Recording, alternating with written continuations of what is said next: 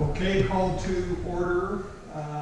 Adoption of the agenda. Any questions, any discussion items? No. If possible, I would like to add something that maybe we discuss what's happening about the water treatment plant information going up to the public or whatever, if we can. I don't know if there's any objections to that. WTP communication plan? Yeah.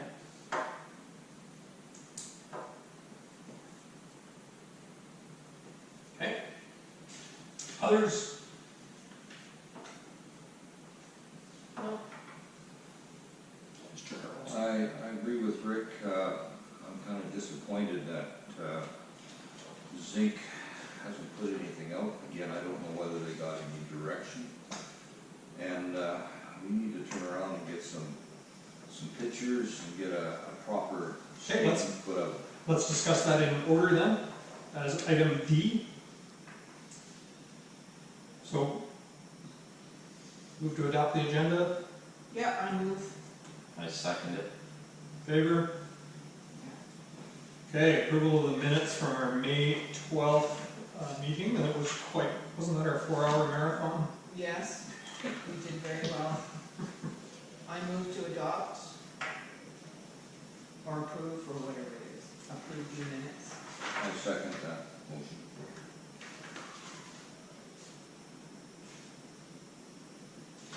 Just give everybody a chance to have a last look.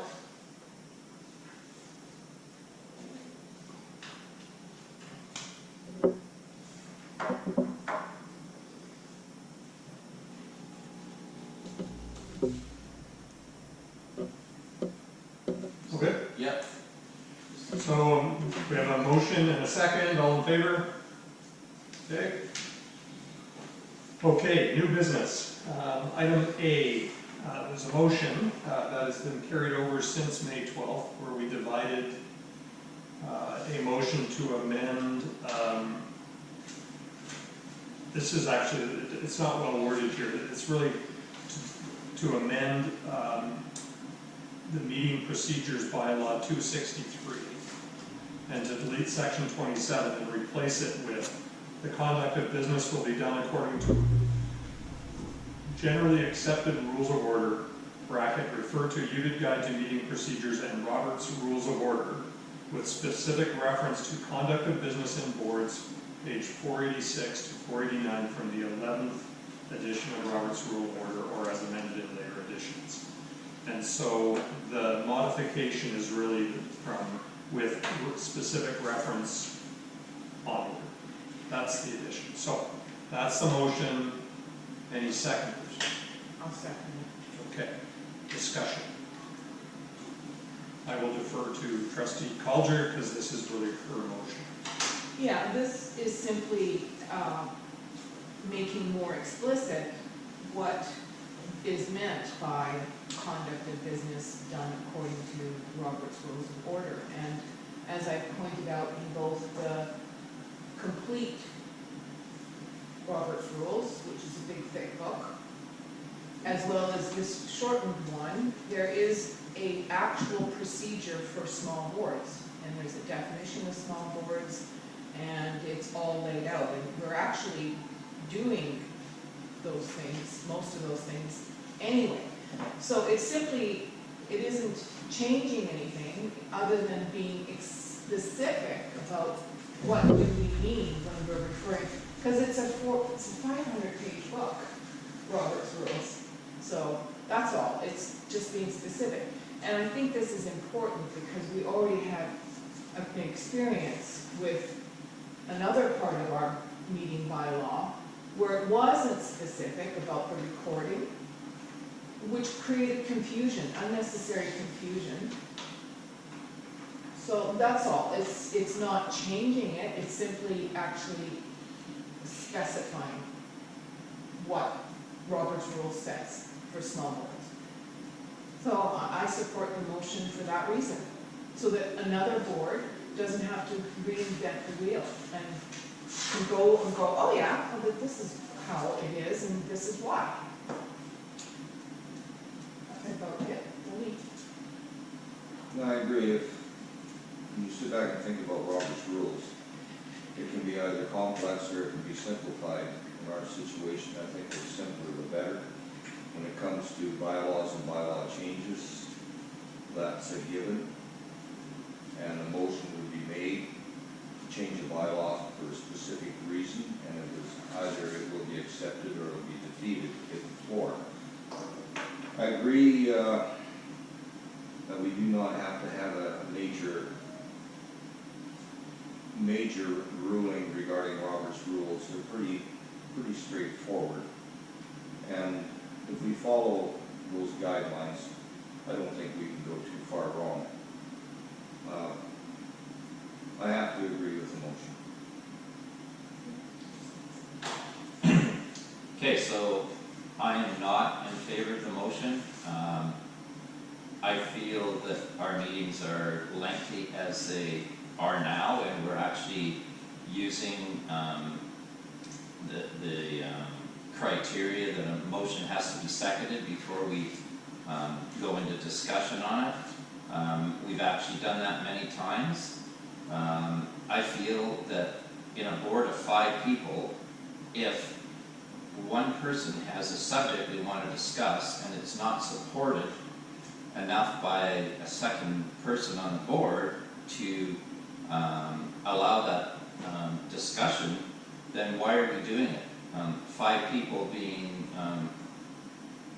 controlled by one person's agenda. So I believe we should stay the way we are. And again, it's up to other boards to decide what they want to do, but I find this is a very effective way to do our business, and I think it's actually going to make the chair's job a lot harder on controlling how long you speak on these subjects. I think the second motion makes it very simple. If the motion that's made is not seconded, then the discussion stops and we move on. So I think there's several reasons why we shouldn't do this. UBID has been running their meetings this way for many, many years. So I actually think it's not moving forward, it's actually moving backwards. So that's my opinion, and I do not support the motion. I am of 2 minds on this, in that we do conduct ourselves in alignment with the majority of the things that are inside these small boards rules already, like raising our hands, not standing to speak. There's a bunch of formality that's associated with the big book of rules, or large boards, that I really do support that lessening of formality. But I also support the structure of Robert's Rules of Order as a way of conducting a meeting. I happen to agree with Trustee Bitton with respect to motions, in that the act of seconding is an early temperature check to say, is this a functional use of time for the board to spend its time on? Perhaps the other thing I would say do we need this motion would be, by defining the way the bylaw is written now. It says Robert's Rules of Order, which happens to include these 4 pages as well, so they can be called on as is, right? So, I can imagine a scenario whereby a motion is made and nobody seconds, and the person who made the motion feels passionate enough about it to ask leave to debate it. And we could, at that point, decide whether to debate it or not, because it is still allowable under Robert's Rules of Order. Just as raising our hands instead of standing and those sorts of things are allowable under these pages, right? So a part of me says we don't need to change the bylaw because it's already there anyways. De facto, it's within the book. So it can be called upon. And so if a trustee did make a motion and really felt passionate about it, they could ask me for debate anyways. And so I think I would be tempted to say I'd rather leave it as is. But as I said, I'm of 2 minds, because there are parts that are listed here that we're already doing. So, Trustee Calger, back to you. As the minority trustee, I have been censored quite actively throughout simply trying to express something and it not being allowed. The whole intention of Robert's Rules is to ensure that everyone's voice is heard. And that has unfortunately not been my experience over 4 years of being on this board. And I'll give you an example. The idea of getting a legal opinion to look at the possibility of spouses being able to vote was something I brought up. And it was not well received, or even nobody was even interested in hearing about it. And that's an example of where one person's idea, simply an idea to explore, was actually valid. It turned out to be a valid path of democracy. So that's what Robert's Rules is about. It's not about stifling people or shutting them up because nobody's thought of it or nobody's really understands even what the motion is. It's actually an opportunity to ensure that every voice is heard and that it's heard fairly, voted upon, and either passed or defeated. So, as you are correct, de facto, that possibility already exists. I have personally experienced feeling very strongly about something that nobody knew about and being shut down and not being able to present it. And that's not why I was elected. I was actually elected to represent perspectives that have not been shared up until the last year, not shared by the majority. That doesn't mean that it's not an important point to be aired and discussed and voted on. That's what the landowners want to see, is that people are taking information or proposals. A motion is simply an idea. It's an expression of an idea, and giving it fair weight. That's it. Everything, all decisions are voted upon as a group, and that is no different. So I do believe there is a serious need. I can speak directly to very frustrating experience as a trustee who has something important to say that I believe is in the best interest of the public, and not being allowed to say it. Trustee Garza. Sorry, did I cut you? No. Good. No. Trustee Garza. Seconding a motion can do two things. My feeling is, it is important to second a motion for two reasons. First of all, if you second a motion that another trustee brings up, it goes into discussion. And then through the rounds of discussion, it can be voted upon. Again, I think it saves the chair of breaking ties on a number of occasions by seconding the motion. The discussion can go around the table. Each trustee can be for or against and give their reasons, and then it can be voted upon. And as Trustee Calder says, if it's defeated, it hits the floor, that's it. But at least it was discussed. That's it for me. Trustee Bitt. Okay, so back to Suzanne's point about a minority trustee, there is no majorities or minorities on this board. I believe we all represent the ratepayers of Union Bay fairly. So, secondly, to Suzanne's point about her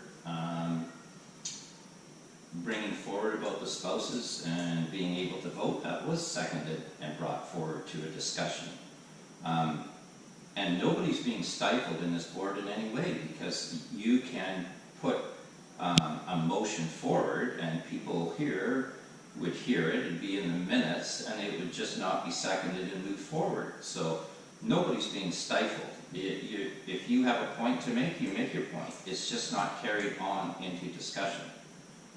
So again, I just think our meetings are tough enough as it is, and just adding any more complexity to it, I am absolutely not in favor of.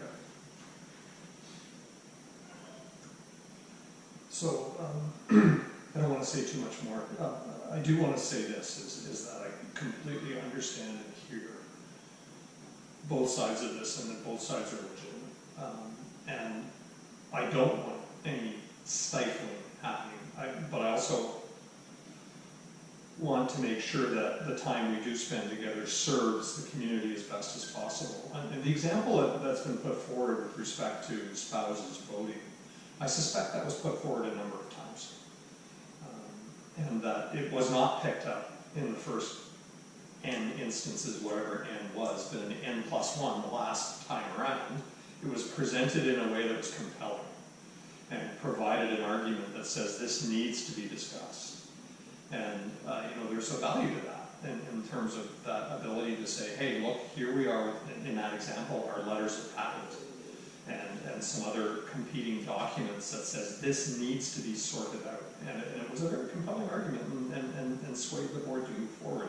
And I do think that that's a part of the motion, right, is to be able to have that. And so I'm wondering if there's, when we make motions, we make them without preamble. So is there a way of us, as we communicate a motion to go on to an agenda, that we get that preamble as a part of it, as part of the package that says this is why this motion comes forward, so that we have a sense of how it's important to the community. There's weight to this, right? And like I said, I conduct myself by a lot of the things that are listed under procedures in small boards. I don't want to speak with a duality really that says I'll pick these parts but not that part, right? So there's a part of me that wants to do this as well, and I haven't decided really which way I want to go. And so maybe I'll just stop there, go around one more time if necessary, or we just vote. I have nothing further to add to the argument that I haven't already said. It's simply codifying what Robert's Rules is, and the part that applies specifically, very specifically to us, as not just a small board under 12, a very small board, with big decisions to make. That's all. It's not cutting corners or, a loophole. It's doing what the book says to do. Trustee Carlson? My feeling is that the more that we can be open to discussion and go around the table, the better off we are. By just not having a discussion at all doesn't solve anything. Again, if it goes around the table and it's discussed, it might open up to a better decision, but in the end the decision will be made. I think Ian's got a really good point, actually, about presenting, if you're going to have a motion, have it on the agenda ahead of time and present some kind of information. A lot of times, from my memory, I haven't seconded motions because I wasn't prepared to really speak on them. So I think that's a really good point, and we could stay with the seconding the motion for discussion, but if we were giving information ahead of time and a brief email backing it up, that might really help things move forward. Secondly, with seconding the motion, again, back to being suppressed, actually following that idea of having motions seconded is respect for also the other trustees that are here, that our time's valuable and we need to stay on point to get our business done. So that's all I have to say. I have nothing further to say, so unless anybody else wants, shall we put it to the vote? Okay. All in favor? I can't speak to the duality. So we're hung, right? Which says it's in the negative. We have to have a majority for a motion to pass.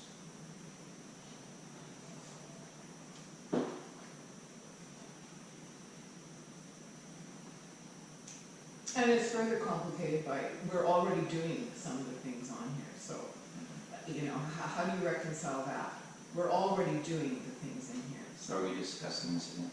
But we voted on it, and so let's leave it there. And what I will say as a closure is, I will do my best to respect the entire book, and apply it as appropriate to the situation. An example that could be, a motion is made, that was not on the agenda, that does not have a seconder. I would suggest that should not go forward, because it wasn't prepared ahead of time to give people enough opportunity. That would be an example of that, right? But it could be that we do allow debate on things because the book allows for it, if it feels like it has merit. In that case, I would expect a seconder, in which case I would probably second it. Okay. Next one, discussion of property and water toll arrears from 2020. There is an element of the package in here that talks about where we are at with respect to outstanding both water tolls and parcel taxes. So I'll just read it out for now as the information in summary anyways, that says in both the January and February CAO report, I put the following information in the report. Sorry, this is the CAO's report to the Board of Trustees, dated June 8th. Outstanding water tolls and parcel taxes in both the January and February CAO report, see below. I put the following information in the report concerning a spring credit and collection initiative by UBID staff. As a result of COVID-19, many of UBID's ratepayers were not working. Former Chair Vandenberg and myself decided to stand down on this initiative and follow many other local governments who were facing similar challenges during the initial stages of COVID-19. There is a quote in here that says the UBID staff will be actively managing delinquent accounts for both water tolls and parcel taxes in early 2020. Interest rates established by the Ministry of 6.95% will be charged on all outstanding parcel tax accounts. If payment arrangements are not made in a reasonable amount of time, this could result in water services being disconnected on the property or the property being subject to a tax sale. The board needs to supply direction regarding the credit and collection of water tolls and parcel taxes, which make up approximately, the water tolls make up 54%. I know the number between water tolls and parcel taxes is 98%. As per the information supplied below by Jay Swanson, UBID has a total of $89,292.93 in outstanding tolls and taxes. That's split up between parcel taxes arrears from this year, $24,000, and from previous years, $25,000. Water tolls, $14,000 from 2019, and 2018 and earlier, $25,000. So there are three alternatives being listed. Have a credit and collection company aggressively collect the outstanding tolls and taxes for a percentage as per UBID's parcel tax and water collection policy 4-A202. Excuse me, 4-A-02. This alternative will be very efficient from a staff perspective. Do you want me to take over reading so you can? No, I'm good. Follow the UBID tax and water toll collection policy 4-A02 and have UBID staff complete the collection of the outstanding tolls and taxes. Under the current working conditions, this could be a less effective alternative. Stand down on credit and collection until the current COVID situation is more stable and start this initiative in September. I'm currently putting together a first quarter financial report with the help of Janice, and preliminary numbers indicate that we could have a significant revenue shortage of $187,000 based on current projections, right? So that is the report, and the question is really to give our administration guidance as to how we would like them to proceed. So I'll open it for discussion. So I would, first of all, I do not recall seeing that paragraph appear in the January or February CAO report. Secondly, I'm shocked at the amount of delinquent payments that go back to 2018. It's a significant amount. Parcel taxes, 25,000, and water tolls, 25,000. Both of those going to 2018 and earlier delinquents. So in my opinion, those two, they have passed go, and they are immediately going to be receiving a bill for interest charges and whatever we're allowed to do according to our policy. That is just unacceptable. And not paying it due to COVID does not even apply to those 2018 amounts. I think following process as it's laid out in our collection policy for the 2019 arrears is the way to go. Notification and not to charge it out to a company. This is basic.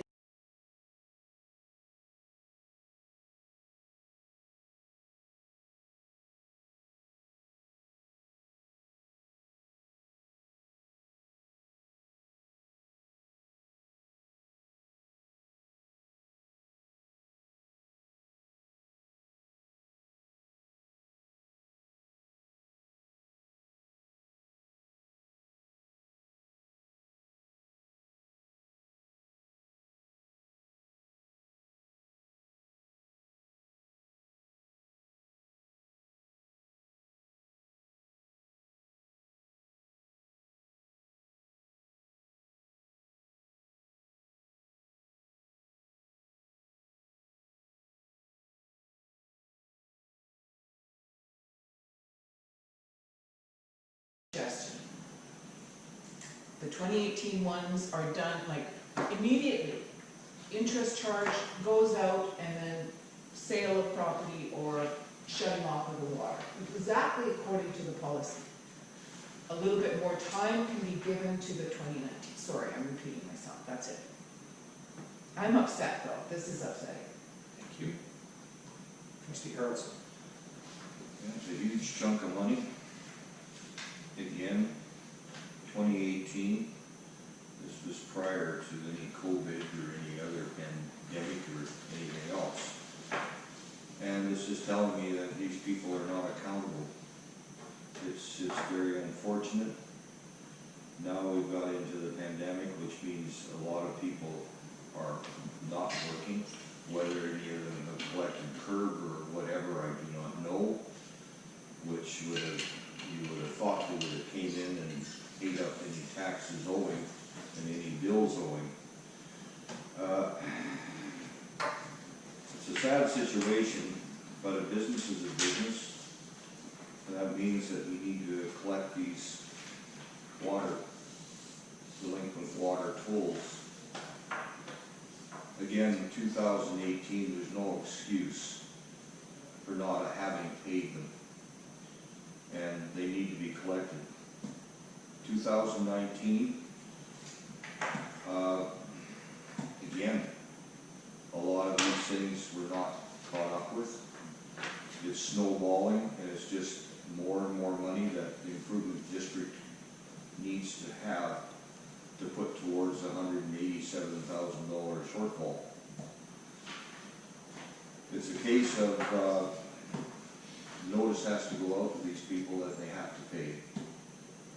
They have to get it together, and they have to make an effort to start paying.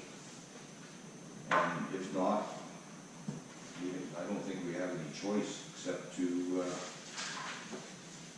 go ahead and shut off water. Something I sure don't want to see happen to anybody, but they need to be responsible for their utilities. It's a tough one.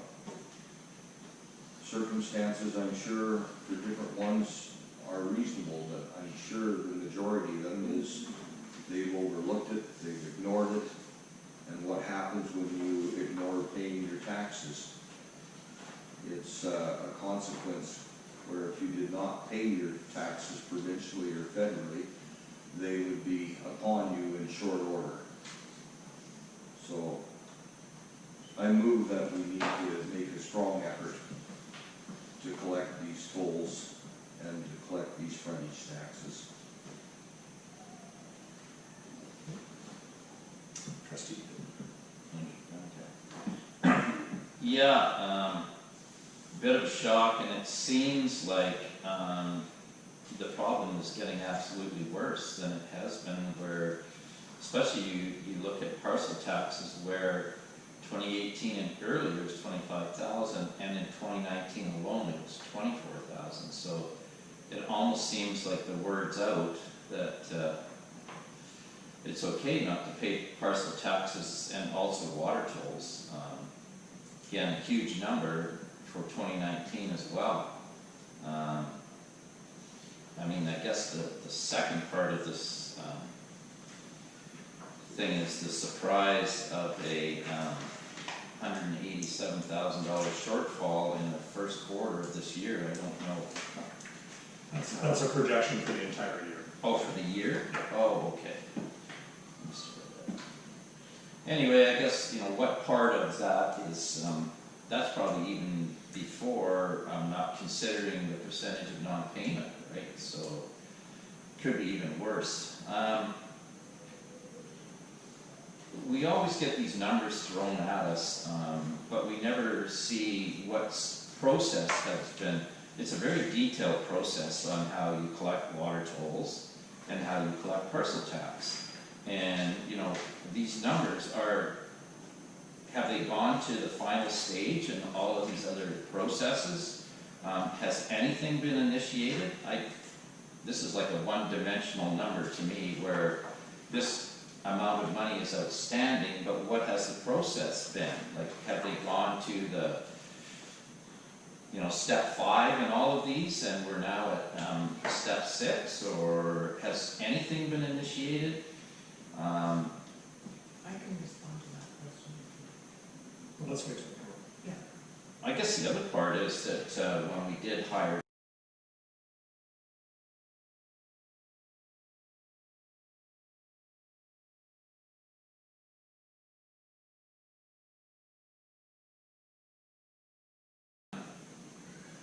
with these delinquent accounts, like have these processes been initiated and we're down to the final point or not? I don't know. I'm very hesitant to involve a collection agency. Again, this looks like a problem that's evolved over a few years and probably should have been addressed long before now. A collection agency with people's water is it's a lot different than maybe losing a vehicle. It's kind of the necessity of life. So I really wish that this had been addressed in a timely manner and not allowed to get to this point.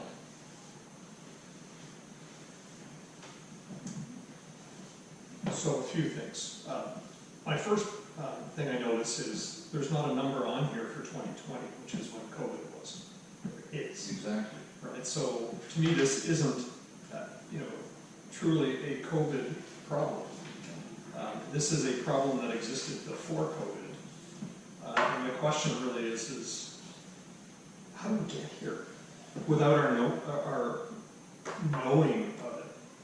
I suspect, if we all were to think about it, we've seen financial statements at some point in this period, but the last ones that I can recall seeing are 2018 audited statements. Because of COVID, we have not seen 2019 audited statements yet. So how did we get here is where's the escalation? What process has been executed, as Trustee Bitton said, is, what have we been doing about this? How many properties are involved here? How extensive is this? I'd like to understand these things before we start to plot a path forward. Some of the things that I would be interested in understanding in terms of a way forward would be who does have financial hardship, but you can't just kind of say, put your hand up. You have to say, you have to follow a process to declare financial hardship, and you have to agree to a repayment program of some sort that would be associated with that. The other thing I don't know is what the ministry is advising with respect to improvement districts, regional districts, municipalities with respect to this issue, because I'm sure it exists elsewhere other than here. And so I'd be interested in knowing that. And I'd also be interested in knowing that if their guidance is to stand down, then, how do organizations such as ours remain financially liquid with respect to, that money is needed to conduct or provide our services. So there's some things that, if I could understand better how we got here, that I could then pursue with some questions to say, what are our options and how do we get out of this? But I need to understand more about how we got here before I can really say what I want to do. I do have a bent towards, not a bent, a strong conviction that collection has to start. I just don't know, what element of that, what needs to be there in terms of a compassionate program for those that truly are in hardship. I do have that sense here too, is that there could be people who have recently stopped paying because of financial hardship. But that doesn't go back to 2018. Okay, I'll stop there. So there's been a very clear direction given by the board to the administrator, as I said, the first time going around, to collect, because there was a problem of arrears when I first joined the board in 2016. So there's a complete mystery to me why that has been dropped. So, and what the process that was followed, and it was our administrator who suggested right off the bat, because he didn't want to do it, a collection agency.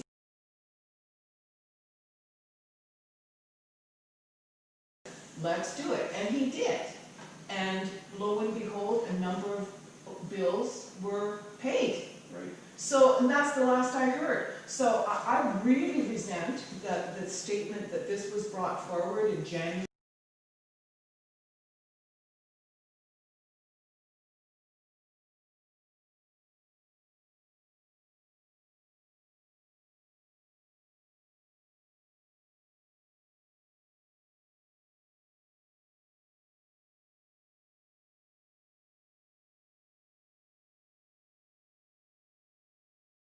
The parcel taxes, there's one for the water tolls. For 2018 on, there is no question that they need to be done as per regulations. And if people have a specific, situation that they need to bring forward, then it comes forward through that process. It's a transparent legal process, right? So if you have a case that you are fighting on this basis or that basis, then you make your case and the board rules one way or the other.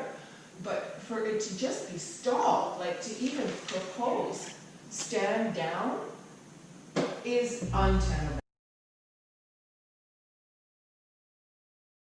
The only thing about standing down might be to 2020 arrears due to COVID.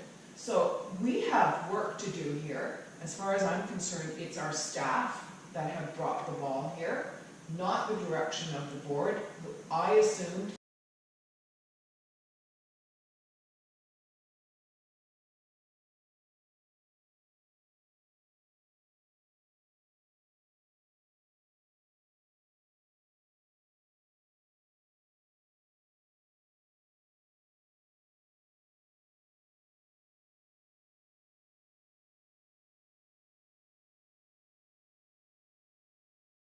I have to agree that this was supposed to be done.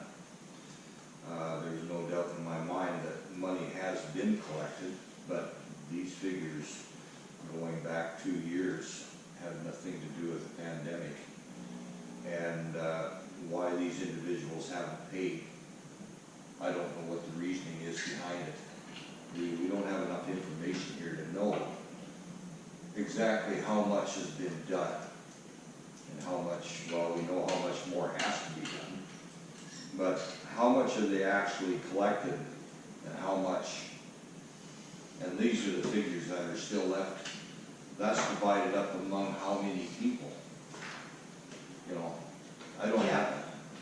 It's not on the sheet here.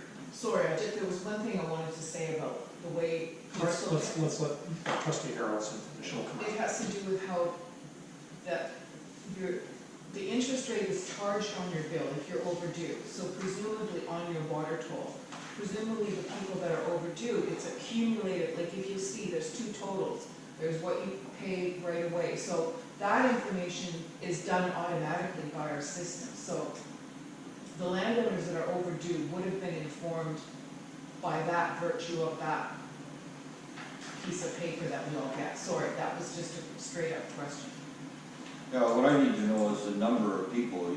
We have the figures here, but how many people are involved in these figures? I asked that question as well, I don't know. That's the thing that bothers me, is that this isn't one or two people. This sounds to me like it's a number of people that have just ignored paying, period. They don't mind using the water, but for some reason or other, they don't realize that the monies that are collected go back into the system to keep the system operating.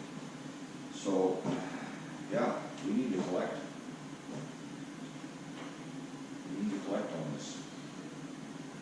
Trustee. Well, as usual, this is just a one-dimensional number given to us, very poor backup information. I mean,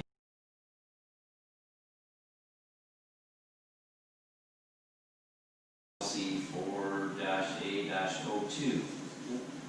How many of these, first off, how many, like your point about how many households, how many people, what are they outstanding? Are they 6 months or a year? Or has this process been initiated on any of these, and where are we at with the process? Are we 100% through this process on all of these?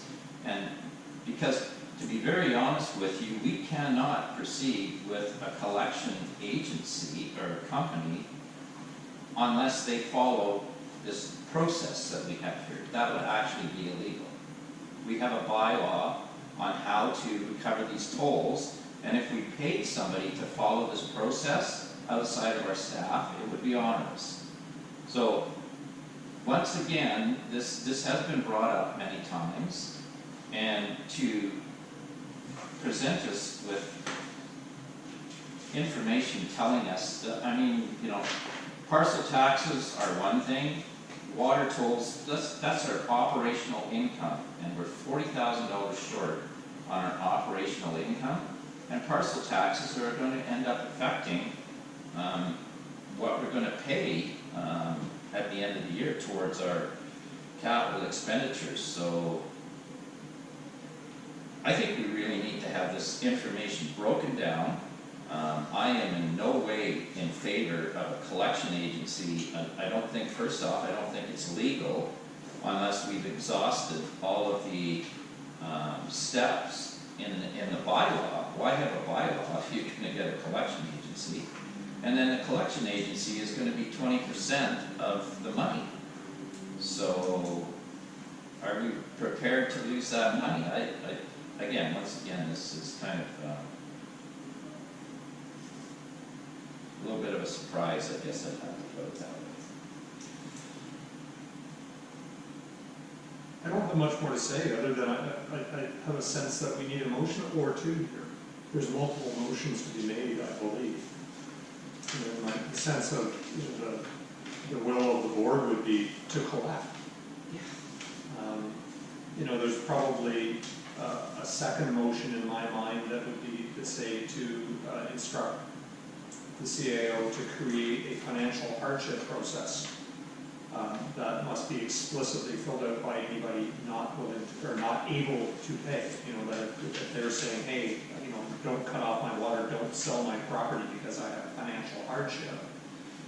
How is that related to COVID-19? And when is it going to end? And when will you be able to pay? Because it's not right for some taxpayers to subsidize the rest. So I have a motion.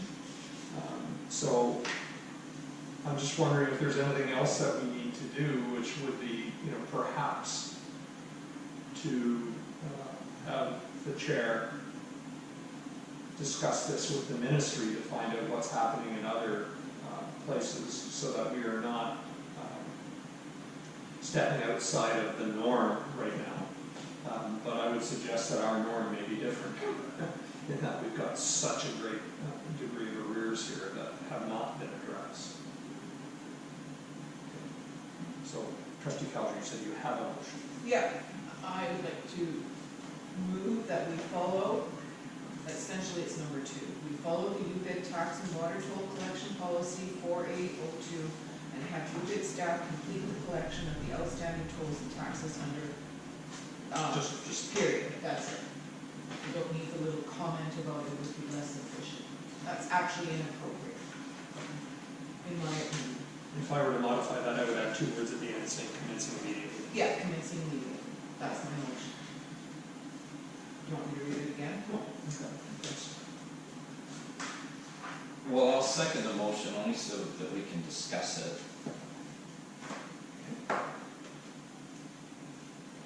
Who would like to start discussion? Okay, I'd like to start the discussion on it. First of all, we have to address this immediately. The longer this thing goes on, it's just gonna drag out to get to be a higher figure. We have to get started. There is going to be people, I'm sure, that have legitimate reasons why they can't do it at this specific time. But again, they gotta make an effort. Even if they can only pay a certain amount, at least they have to make an effort.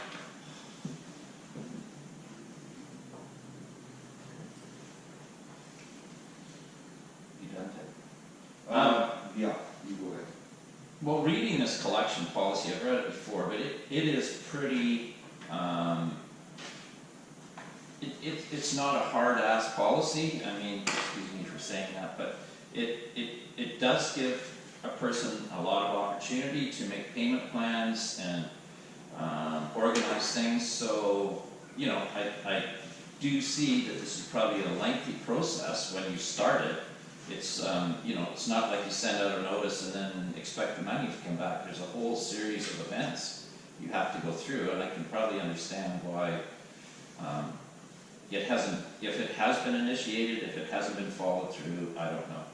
But I do support the fact that we should get going on it. It's, you know, there's wording of like 100 days in here.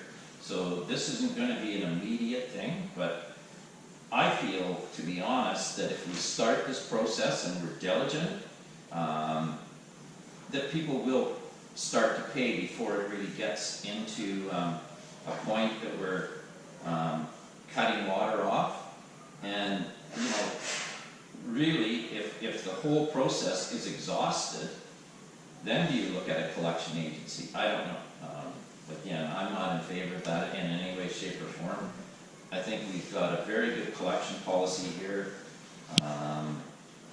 And if we were lucky and the process worked, you wouldn't recover your money for at least 5 or 6 months from the looks of how it goes. So anyway, I just don't know if we should have more information on what exactly this involves or what it covers before we vote on this motion or not. I haven't quite, whether that's important or not. Okay. I respect the point, which is, do we know what we're getting into, essentially, right?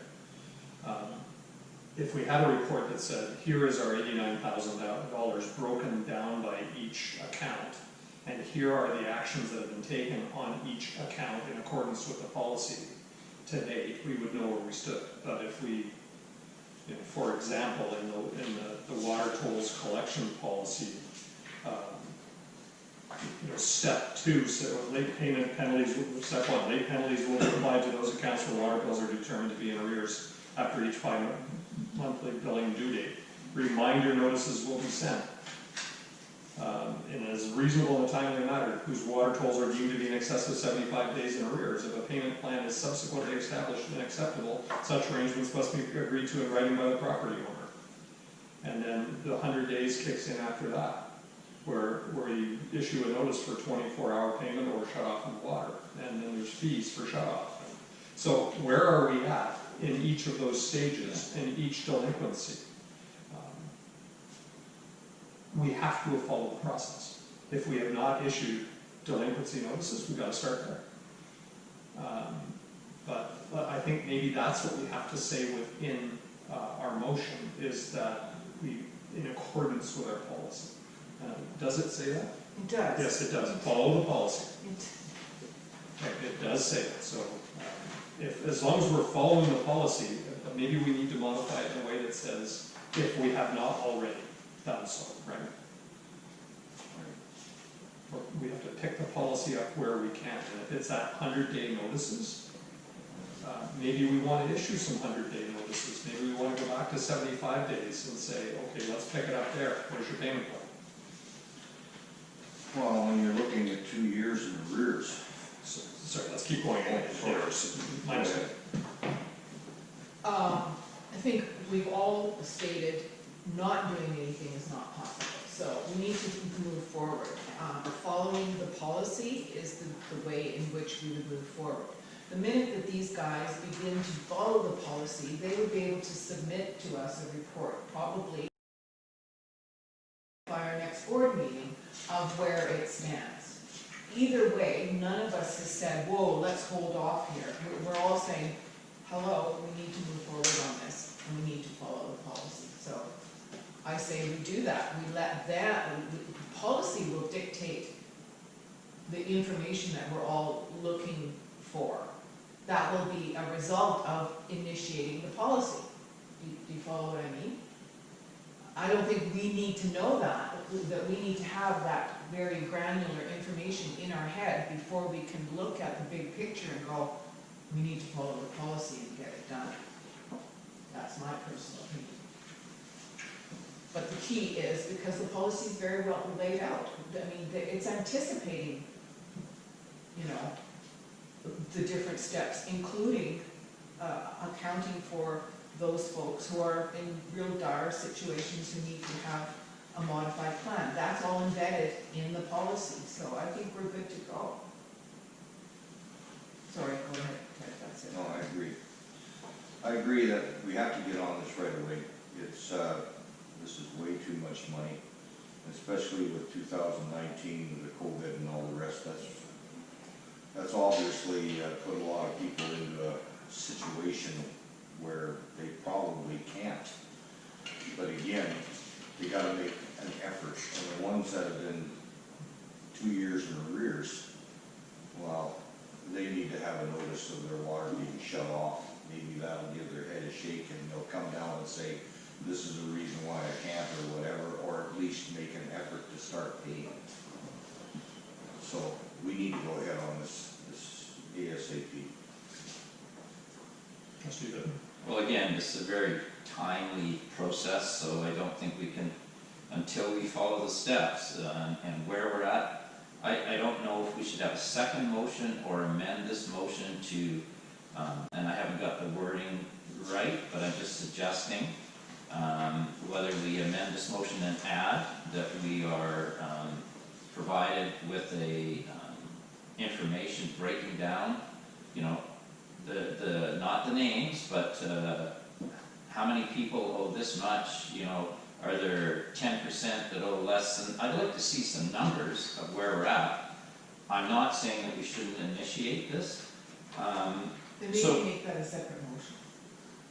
Okay, we can do that, and then secondly, I consider that we need a monthly report on this, given to us and updated every month, where we're at, how many are initiated, because that's the whole problem with this. This has been going on and on and on, and it just never seems to change. So we need to have some kind of a tracking method to see where we're at, see how things are evolving. We're at step 5 on this many this month, to see where we're going with it. So, okay, I think it might be better to make a separate motion, so let's just stay with this one. I would like to propose, though, that because my assumption is this process has not been fully implemented.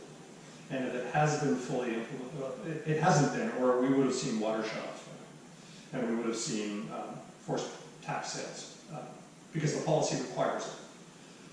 So my assumption is that we may have executed several of the preliminary steps, but we haven't fully executed the policy.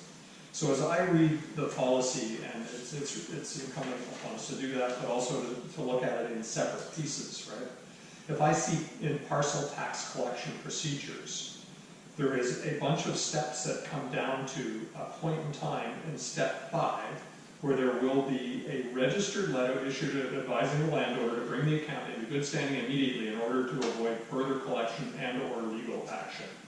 I would not want us to move beyond that step without doing, or to act on step 6 unless step 5 is done again.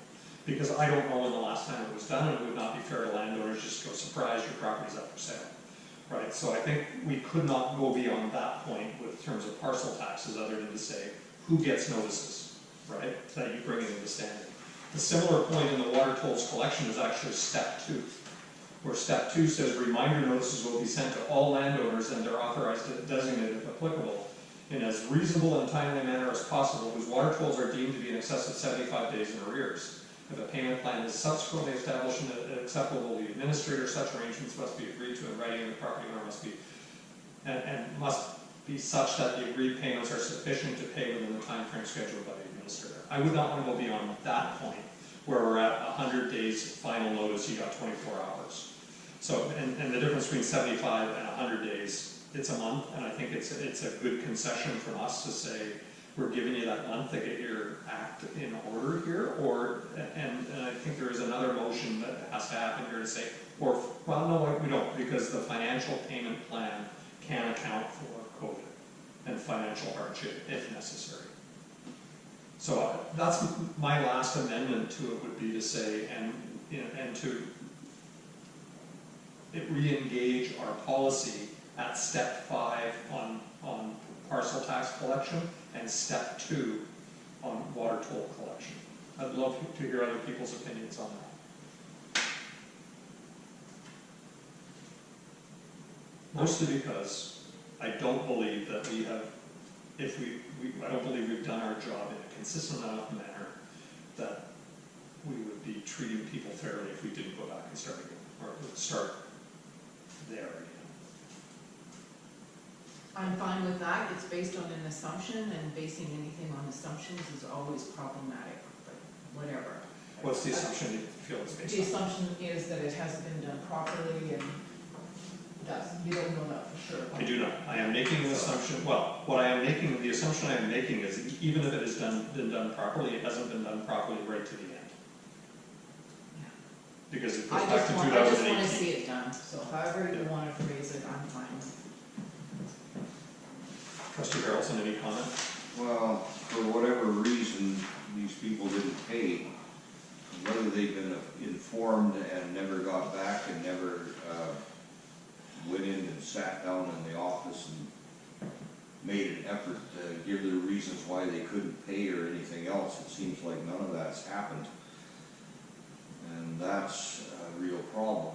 I know in the past that there are some people that have been delinquent for years, and to collect from them has been next to impossible. The only time the collection was made when the property changed hands, and basically it had to be dealt with when the property was being sold. So, I don't know, some people just don't seem to understand that parcel tax and water tolls are part of our system. They're not optional. They're not optional. It's a case of going to number 5 and turning around and having a tax sale isn't the answer neither, because a tax sale takes up to 2 years. The first year, the person has the right to pay off their taxes and move back into the property. And if I bought that property, I would have to turn that property back to the previous owner, because under the law of the province, they have 1 year in which they can pay their taxes and move back in. So I don't want to go there. I would rather see this thing cleared up and cleaned up by people sitting down and working out a plan that's going to help pay off their debt. So again, it's sad to see that this much money is owing, but we do have to start, and we have to start right away to start collecting. So I agree we should be using our own system to try to collect this. Time is money. If it gets to the point where that's not going to work, then I guess there's no other choice but a collection agency, which is something I don't wanna see. But time is money, and especially in this situation. So, Trustee Benton, anything further, or should we read a motion? Yeah, well, yeah, I think we should just vote on this motion. So the motion, just to reiterate, is follow the UBID tax and water collection toll policy 4-8-02 and have UBID staff complete the collection of the outstanding tolls and taxes commencing immediately, provided that the policy is reset to step 5 of the parcel tax collection procedure and step 2 of the water tolls collection policy, if it had proceeded beyond that. I second that.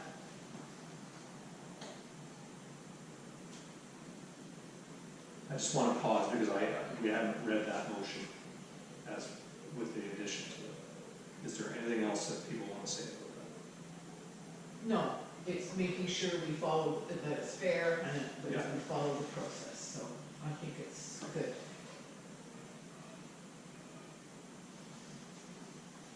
Any further discussion? All in favor? Okay. Okay, so then the second motion, we just need to form up here. Yeah, I kind of got it written. Okay, fire away.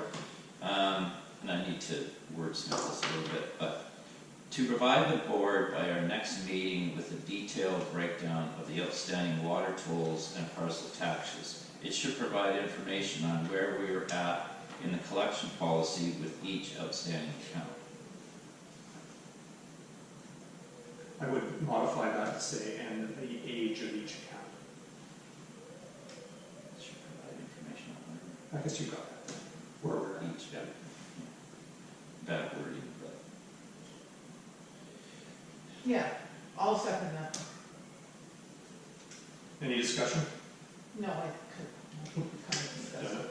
Yeah. it- We it- all want to know more granular. Yeah, it needs to be broken down Yeah. in less than 1,000, more than 1,000. That it's not. If somebody goes $200, it's a lot different than somebody that's repetitively not paid for 4 years, right? Yeah, And they're actually going to initiate this policy. They should actually have a spreadsheet. They break it down. This owes this much.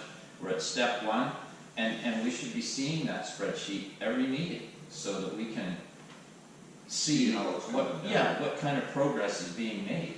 So. yeah, I think we all know. So you want me to write this out? I'll write it out and give it to you. If you could, yeah, and does it say monthly in there, a monthly report? No, I'll just add that in. Provide monthly. Okay. To provide the board with a monthly detailed accounting of the overdue parcel taxes and water tolls.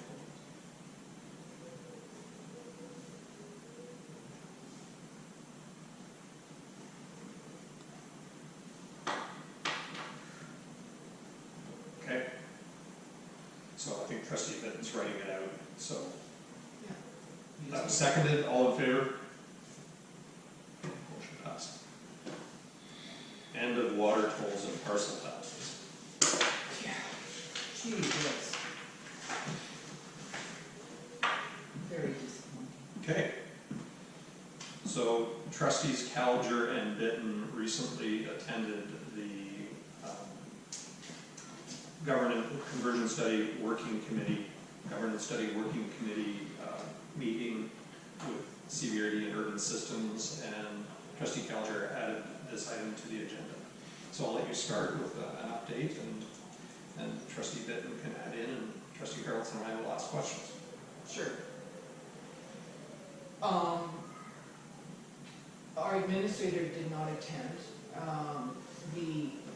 There remains some outstanding questions, which is Urban Systems has not received a copy of the 2009 McElhaney report.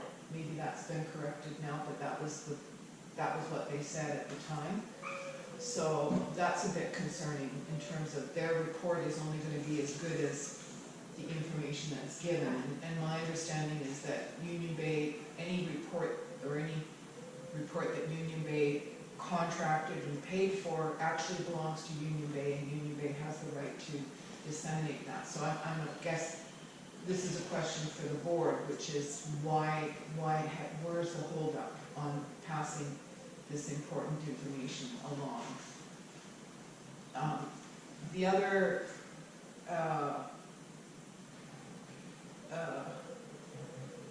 part there was, we did make a strong case for having a multiple, like not just a report that gets sent out to landowners, but also a open house of sorts.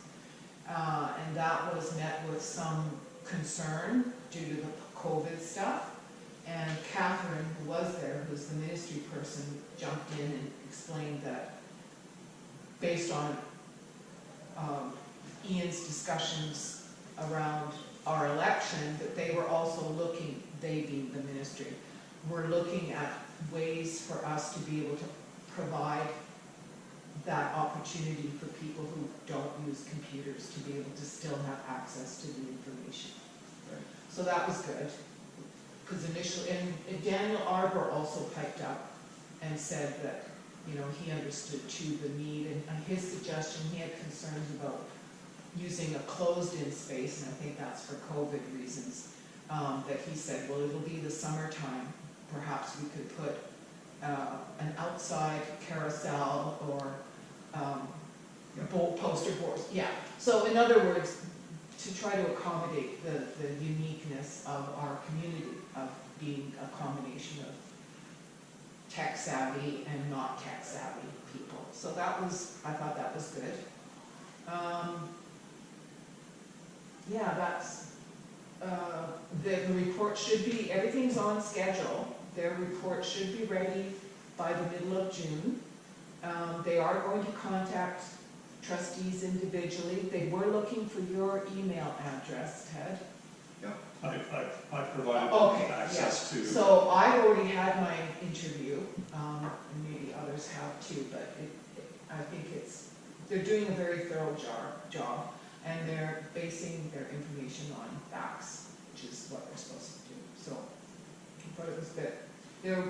We will be meeting again in 3 weeks, hoping to have a little more concrete information from Catherine, the ministry person, about how we can do the open house.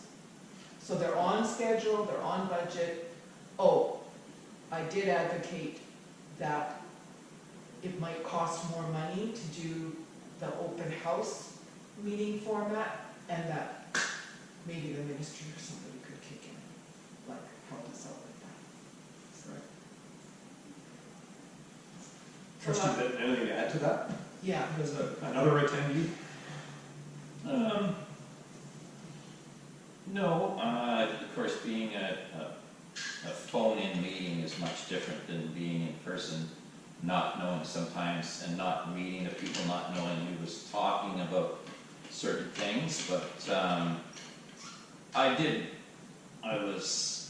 expressed my feelings that there should be a bit of caution given where, you know, they're talking about our infrastructure, and, you know, they've done a lot of work on the percentage of the type of pipes we have and how soon they should be changed, and, you know, that's all well and good, but I said, you cannot put that forward unless you compare it to other improvement districts, or I said the simplest thing really would be to compare it to the regional district, their infrastructure. I'm sure they must have a very detailed breakdown, because I'll tell you what, it's probably not much different than any other community with a water system in British Columbia. So I wanted them to understand that don't throw numbers out there unless there's comparisons, because without comparisons, it's actually fear-mongering is what it is, and I'm not supporting that in any way.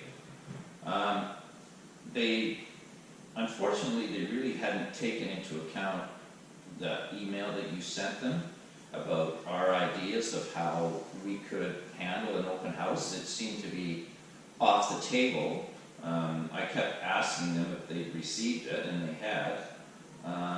Because we did a lot of work on that, and I think we understand what the community needs and what we should do to be diligent in how this process evolves. So, again, like Susanna mentioned, when you started talking about this open house, right away they're looking for money, funding. It was suggested that UBID pay for it. I don't know how that would be. Unfortunately, again, coming in, and I don't know if it ever was, we were never shown a budget and what budget they had for putting an open house on in the hall, right? You know, without that information, it's very hard to picture what we could and couldn't do, or what we would be expected to pay. So, I think Susanna and I talked to her. They are interviewing all the trustees, which I actually brought up, where they said in their update that they had interviewed all trustees. They hadn't. So they're taking the time this week to get a hold of each trustee and, you know, get your feelings or understanding about things that should be covered in the report, and your idea of how we move forward. So they did that today. There were a couple of things that came up in the phone conversation that I've actually asked the lady to correct, where one of the fellows said that CEC credits, and this is really important stuff, when they put this study together and present it to the people, that this information has to be 100% accurate. So his statement was that we cannot use CEC credits to update our water infrastructure, which is completely wrong. CEC credits go into our capital funding, and you know, he went on about developers paying this percentage, and he's talking about upgrading pipes for the development, so he's somewhat confused about what he's talking about. I've seen, I think in our financial statements in the past, where the CEC credits go into our capital reserves, and capital reserves are used to upgrade your water system. They're not used for your everyday operational costs, but they are there for put in the bank to upgrade your infrastructure. So hopefully that will be corrected. So it'll include distribution, not just treatment. Yeah. Yeah, distribution. Yeah, any capital expenditure. So, yeah, there seems to be some good people involved in it all, and Daniel was on the call, and he's, you know, recognizing the fact that we do need to do some kind of a community-minded thing where people can come and see the displays rather than the electronic version of it. So, and hopefully, if it does come down to a funding shortage, that it's not us that's having to pay it. But anyway.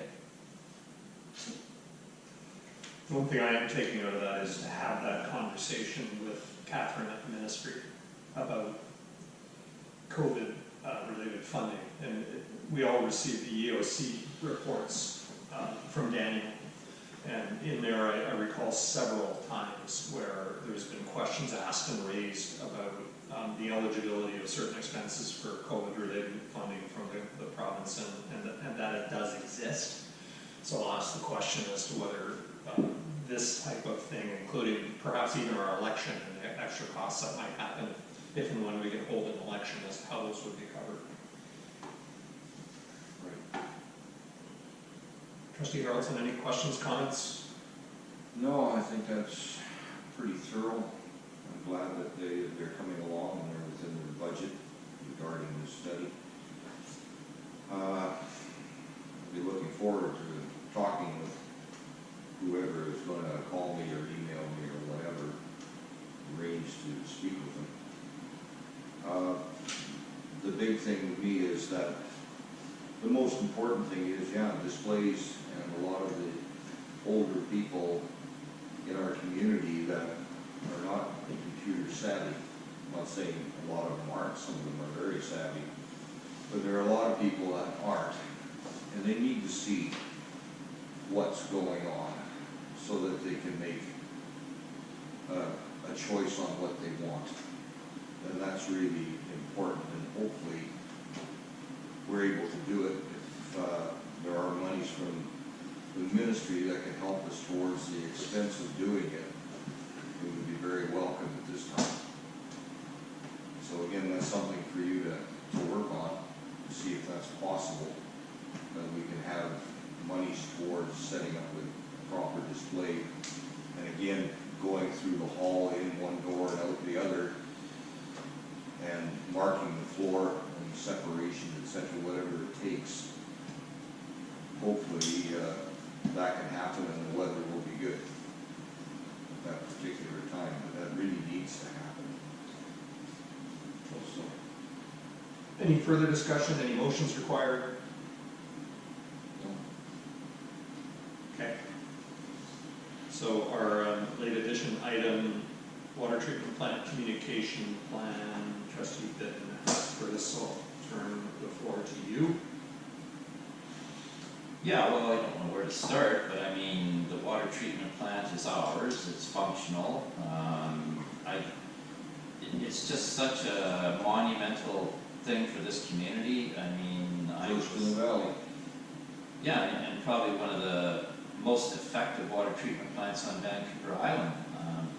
You know, the work that was done by so many people, the struggles and you know, what we went through to get where we're at today, and I just don't understand where our community has got. I mean, certainly the COVID thing has changed. We had big plans for an open house and all that sort of thing, but to not even have a press release or something in the paper is just absolutely mind-boggling to me.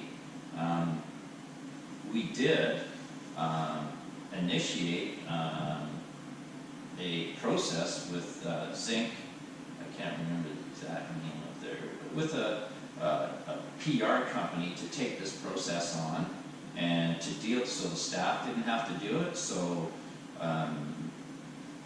that company's connected with the newspapers. There was going to be things put in the newspaper, there was going to be a public announcement put out, all these sorts of things, and I just can't believe that, you know, where are we at? 2 or 3 weeks since the plant's online, and there was a one-sentence paragraph in the paper on about page 8 that talked about the boil water advisory being removed and our new treatment plant was on. So, wow, if that's the best we can do, well, I don't know. And how are we going to get this thing going and make sure that it's done? That's what I want to know. Other thoughts?